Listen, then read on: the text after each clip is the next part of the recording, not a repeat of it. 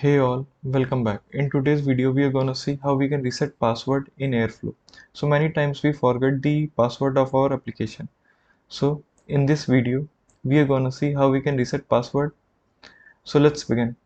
So in my case, I was changing the metadata database of Airflow from SQLite to Postgres. Since I was setting the Postgres database, the new user doesn't exist first time when you create it. So you need to create a new user. But many case users forget the password. So let's see how we can update the password. So when you will be logging back in Airflow, okay, you might be receiving one common error, that is invalid login. Please try again. So what we will be doing, we will be going back to our um, uh, Ubuntu where our Airflow is installed, and what we will be doing, we will be first seeing if there is any existing users are present or not. So here you can see no data found. This means no users are present. If you want to delete any existing user, okay, so you can delete it using Airflow users delete, and you can provide the username. So using this, you can delete your existing username. I have attached the screenshot.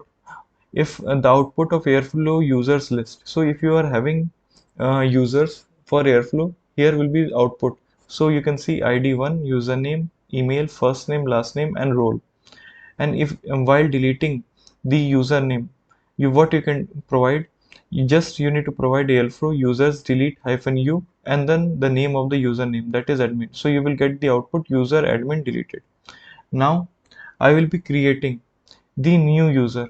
So let's go back, and I've already copy and pasted here. So you can create a new user using Airflow user create, then provide username, then provide your password, first name, last name, and then the role, and finally your email ID. Click on enter. So you can see you will get the output user admin created with role admin. Now let's go back and stop our scheduler and web server. So here I'm setting down my scheduler.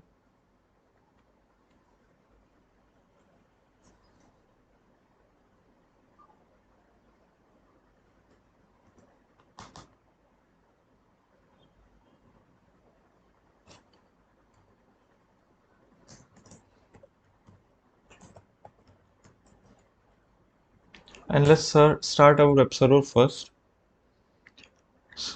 Okay, if you have seen the error something like that, the web server is already running under PID 22771.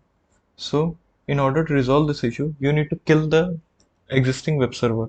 So in order to kill it, we need to see at which service is running at port 8080. So here you can see Unicorn server is running with PID 3119. So let's kill first uh, and then provide the PID, which is 3119. After killing, we need to just delete one more file, that is Airflow, and when you click on ls, this file will be deleted. Now let's restart our web server. So here you can see this time your web server got restarted.